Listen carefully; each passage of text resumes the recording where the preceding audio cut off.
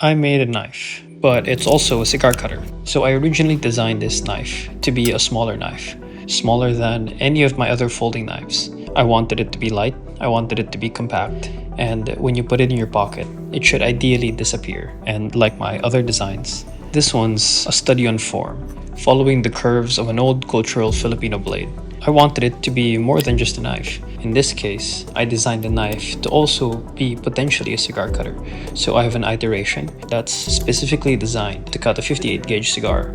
For this piece, I wanted to use materials that are eye-catching and timeless. So thousands of years in the future, our descendants would view them as prized relics. For the blade and the accents, the pocket clip, the pivot collars, I'm choosing stainless Damascus from Damas steel. The pattern is something you could actually feel.